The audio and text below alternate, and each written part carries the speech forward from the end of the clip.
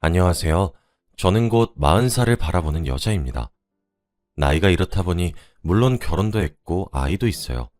슬아의 딸아이 하나를 키우고 있습니다. 저는 올해가 되면서 자유를 얻게 되었어요. 작년은 제게 정말 악몽과도 같았던 해였거든요. 그 이유는 제가 남편과의 지독한 언쟁 끝에 이혼을 하게 되었기 때문입니다.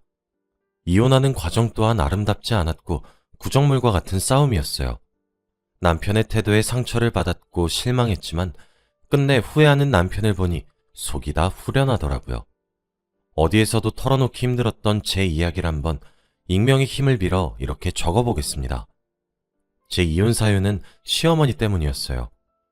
먼저 저와 남편은 동갑내기 커플이었죠. 저희는 30살이 되던 해에 만나 5년을 연애하고 36살이 되던 해에 결혼을 했습니다. 사실 제 친정에서 남편을 정말 많이 반대했어요. 바로 시어머니 때문이죠. 여기 만약 시어머니와 같은 직업에 종사하신다면 듣기 불편하실 수도 있을 것 같네요. 시어머니의 직업은 무속인이셨습니다. 무당이라고도 하죠. 아무리 직업에 귀천이 없고 자유가 있다고 하지만 무속인이 있는 집안에 자신의 딸 자식을 시집 보내고 싶어 하는 부모님들은 없을 겁니다. 저희 부모님도 그러셨죠. 엄마는 정말 뒷목을 잡고 쓰러질 정도였고 아버지는 끊었던 담배를 다시 피셨습니다. 사실 부모님이 그럴 만한 이유가 있으셨어요. 저는 나이가 35살이 되도록 결혼을 약속한 남자친구는 있었지만 시집을 가지 않아 정말 걱정이 많으셨거든요. 그래서 하루빨리 결혼하시길 원하셨죠. 그런데 당시 남자친구였던 남편은 자신의 어머니가 무속인이란 사실을 상견례를 한 달 앞둔 시점에 제게 고백했습니다. 당연히 연애하고 난 뒤에도 5년 가까이 숨기고 있었고요. 어쩐지 둘 다 나이가 있는데도 결혼을 미루는 폼이 의아했고 단 한 번도 시어머니를 소개시켜주지 않아서 궁금했는데 그런 비밀이 숨어 있더군요. 남자친구는 일찍 아버지를 여의고 홀로 남은 시어머니와 함께 산다고 말해주기만 했었거든요. 당연히 저희 부모님은 펄쩍 뛰면서 약속한 상견례를 취소하셨습니다. 취소하시기 전에 저희 부모님이 남자친구에게 물어봤어요.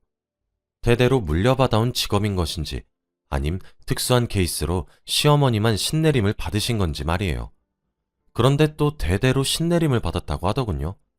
네, 흔히 신병이라고 하죠. 원래 시아버지가 물려받았어야 할 신이 시어머니께 옮겨가게 되었고 시어머니가 신내림을 거부하기 시작하자 시아버지가 원인 모를 지병으로 세상을 등지셨고 그 뒤 아들이었던 제 남편도 시름시름 앓기 시작하자 신을 받으셨다고 하더군요. 흔히 신병이라고도 합니다. 심지어 시어머니 쪽에서는 아들을 장가 보내고 나면 자기만 홀로 남는다고 자신을 모시고 살 것을 요구하기도 했어요. 저희 부모님께 남편을 보여주기 전 제가 먼저 시어머니를 찾아뵈었는데 커다란 단상에 무서운 얼굴을 가진 그림들이 사방팔방 그려져 있고 신주 딴지며 제사 음식들이며 여기저기 붙어있는 부적과 방울들에 한복을 곱게 차려입고 짙은 화장을 한 채로 법당에 앉아 계신 모습을 뵙고 있으니 눈앞이 캄캄하긴 하더라고요. 그런데 아무리 딸 자식이 나이가 차도 그렇지 그 말을 듣고 어느 딸을 가진 부모가 시집을 보내겠습니까? 하지만 이미 저는 남자친구를 많이 사랑하고 있었고 제 나이도 나이인지라 남자친구가 아니라면 결혼을 하지 못할 것 같다는 생각만 들었어요. 그렇게 제 부모의 가슴에 대못을 받고 겨우 올린 결혼이었습니다. 부모님은 제게 결혼을 포기하라고 수차례 말씀하셨지만 끈질긴 제 설득으로 인해 다시 상견례 일정을 잡았어요. 부모님은 그런 집에 시집을 보내는 것도 화가 치밀어 오르는데 시모까지 모시고 살아야 되는 거냐고 역정을 내셨죠. 저희 부모님은 그런 법당 같은 곳에서 생활을 하게 될 수도 없고 뭐가 붙거나 씌일지도 모르는 상황이니 그런 곳에 함께 지내게는 둘 수 없다고 강력히 주장하셨습니다. 결혼하는 것도 속이 터질 판인데 그런 곳에서 딸을 두게 할 바엔 본인들이 죽은 뒤에나 결혼을 올리라며 소리를 고래고래 지르셨죠. 온화하시기만 하셨던 모습과는 많이 대조가 되었습니다. 시어머니는 그럴 수 없다고 뜻을 굽히지 않으시려고 했지만 저희 어머니가 오열을 하면서 절규를 하자 남편도 저희 집 뜻에 따르겠다고 했어요. 그 말에 무속인이라 기가 세셨던 시어머니도 깨갱하고는 친정과 시댁 사이에 신혼집을 가지는 것으로 극적으로 합의했습니다. 그리고 그것은 제 시집살이로도 이어졌어요. 어머니는 자신을 모시고 살지 않고 나가 산다는 점을 무척 마음에 들어 하지 않으셨거든요. 그때부터 저를 들들 볶으시기 시작했습니다. 정말 힘들었어요. 당장이라도 친정으로 달려가 엄마 품에 안겨 엉엉 울고 싶다는 충동이 들 정도로 무척 힘들었습니다. 그런데 제가 어떻게 그럴 수가 있었겠습니까? 이미 부모 가슴에 모시란 못은 다 받고 한 결혼인데 결혼 후에 잘 살고 있는 모습을 보여드리지는 못할 망정 그런 불효도 없다고 생각했어요. 무속인이면 다를 줄 알았는데 시집살이는 남들과 똑같이 시키시더라고요. 아니다, 더 독하셨던 것 같기도 해요. 저는 본인 아들을 놔두시고 왜 남의 자식인 저에게 안부 전화를 강요하시는지 이해하지 못했고 회사에서 일을 하고 있어도 미친 듯이 걸려오는 전화와 문자에 환멸이 났습니다. 자신이 모시는 할아버지와 할머니들께 인사도 시키셨고 제를 지내는 곳에 올리는 제사용 그릇들도 닦이게 하고 아무튼 기상천외하게 정말 많이도 괴롭히셨습니다. 그렇게 결혼을 하고 한 1년 하고 더 지났을 때쯤 저희 부부에게 선물처럼 아이가 찾아왔어요. 사실 남편 쪽은 문제가 없었는데 제가 자궁이 약해서 난임에 가까운 사람이었거든요. 여러 번 시험관 시술 끝에 지금 딸아이 하나를 겨우 얻을 수 있었죠. 임신 후에는 임신을 핑계대며 시어머니를 피하기도 했습니다. 저희 부모님도 제 남편을 정말 싫어했었거든요. 그런 중대한 사실을 5년 동안 숨겼다는 점에서 말이에요. 그런데 제가 아이를 임신하고 나니까 제 남편도 뭔가 조금 더 인정을 해주시기 시작하셨고 사이 대접을 해주셨어요. 그래서 저는 앞으로 행복할 일만 남았다고 생각을 했습니다. 그런데 임신을 하고 난 뒤에도 시어머니가 계속 이상한 소리를 하시기 시작하더라고요. 저와 제 남편의 사주를 보고 있으면 둘은 평생 아이 없이 함께 살 팔자랍니다. 제가 다복한 팔자를 타고나지 못했는데 그게 너무 강하다면서 정말 알 수 없는 소리를 하시기 시작했어요. 그런데 거기까진 괜찮았습니다. 초자연적인 부분이니까 저도 한 귀로 듣고 흘리면 되잖아요. 그런데 그 뒤에는 꼭 제가 아이를 가지기 위해선 다복한 팔자를 타고난 사람과 합방을 치러야 하는데 제 남편이자 본인의 아들은 그런 팔자가 아니라는 겁니다. 이 말은 임신 4개월이 되어 시어머니께 임신 소식을 알린 뒤 출산을 하고 몸을 조리를 할 때까지 계속되었습니다. 진짜 그런 소리를 매번 듣고 있으면 어이가 없어요. 그러면서 계속 물어보더라고요. 아니지? 근데 진짜 아니야? 라고요. 제가 뭐가 아니냐는 말씀이세요, 어머니? 하면 아니, 밖에 나가서 배운 씨앗 아니냐고 하며 버럭 소리를 지르는 겁니다. 그러면서 저를 이상한 여자 마냥 취급하시는데 스트레스도 적지 않게 받았죠. 그것 때문인지 딸아이는 10개월도 채 품지 못하고 빠르게 조산해서 거의 한 달 동안을 인큐베이터 신세를 지게 했습니다. 그것만 생각하면 저도 가슴이 미어지는 것만 같아요. 그리고 저도 노산이라 꼬박 3달이 넘는 시간 동안 병원 신세를 져야만 했습니다. 그런데 시어머니는 그런 며느리가 불쌍하지도 않으셨나 봅니다. 처음엔 남편도 그런 소리를 하시는 시어머니에게 헛소리 하지 말라고 화를 내기도 소리를 치기도 하더니 어느 순간부터는 제 외도를 의심하더군요. 그리고 유전자 검사를 요구하기 시작했습니다. 제가 보기엔 시어머니께 세뇌를 당한 것처럼 보였어요. 3달이 넘는 시간 동안 병원에 누워 지내는 아내에게 출산한 아이와 자신의 유전자 검사라 심지어 제 외도를 의심하면서 말이에요. 저는 맹세코 결혼을 하고 난 이후 다른 곳에 한눈을 판 적도 없어요. 결혼 후에 시어머니가 시집살이를 시키는데 어디 그럴 틈은 줬겠습니까? 처음엔 정말 가볍게 이야기하는 줄 알았어요.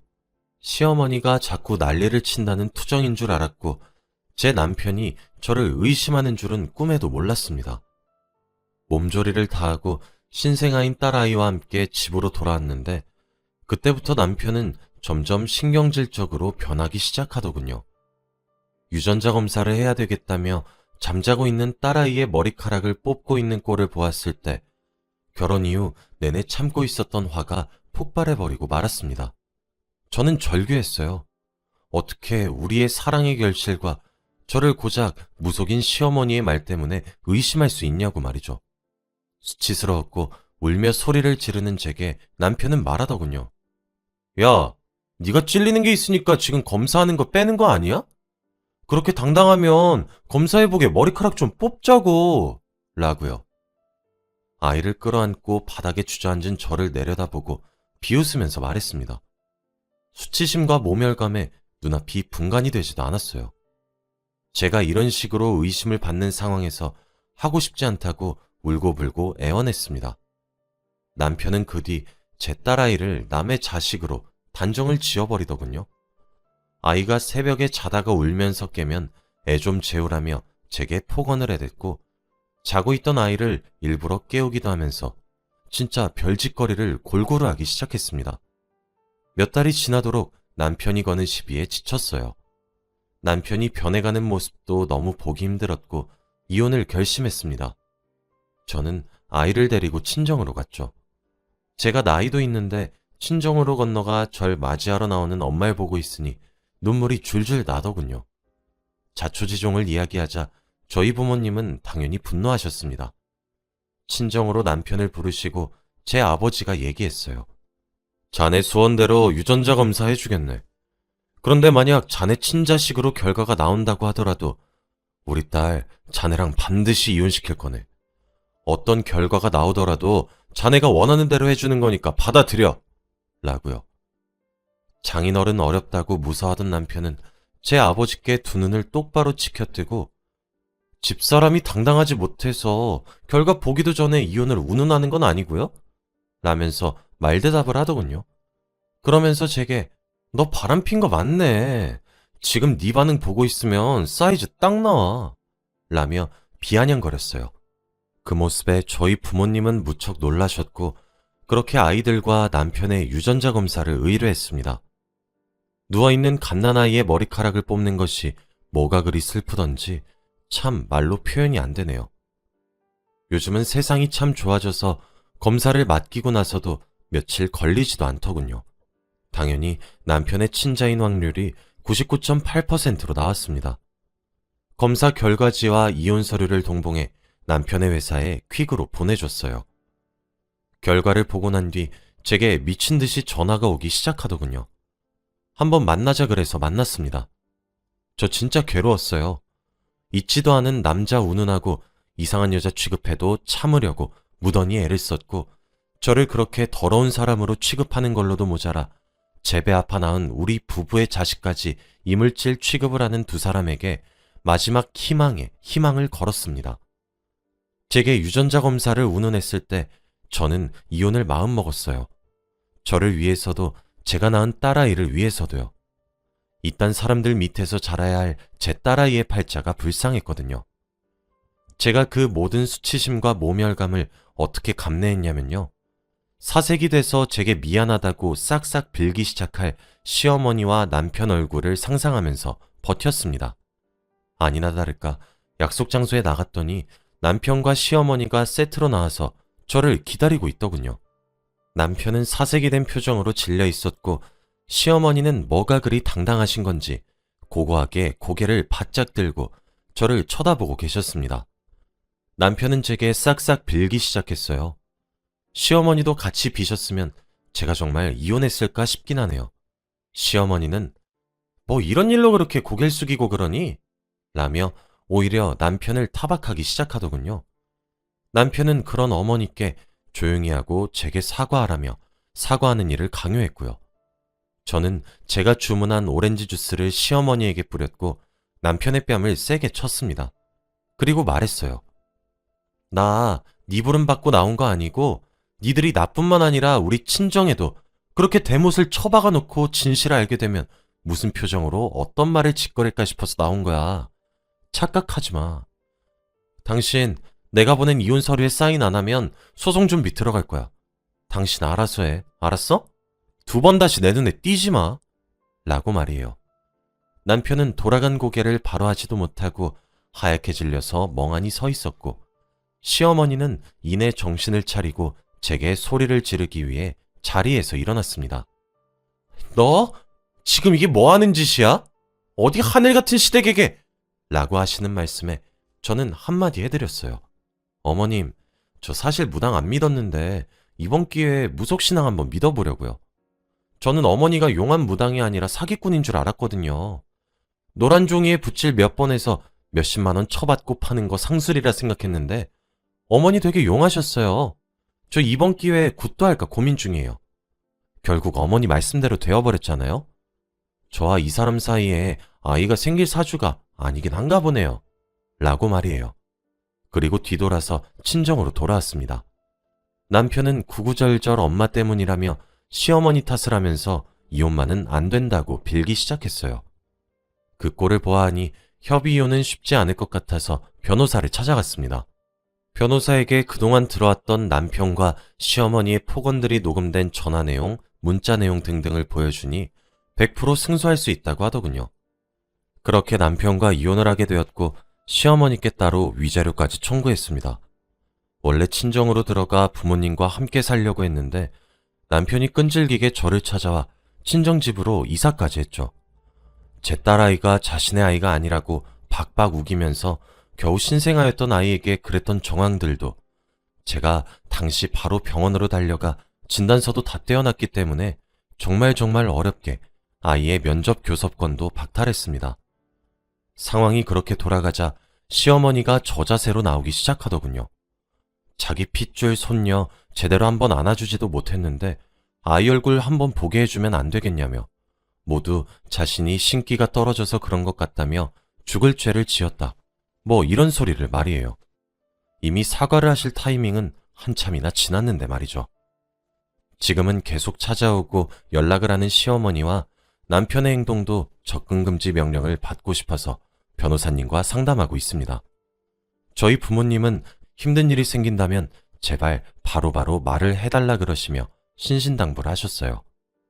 그리고 저는 회사에 복직하는 것에도 성공을 했습니다. 그래서 제가 일을 하러 나간 사이에는 저희 친정에서 아이를 봐주시는데 너무 예쁘다고 물고 빨고 어쩔 줄을 모르시고 계세요. 저는 제 남편은 이제 제 인생에서 지워보려고 합니다. 근 10년 동안 미칠 듯이 사랑을 했었던 남자이지만 더 이상 제 인생에 남겨두고 싶지가 않네요.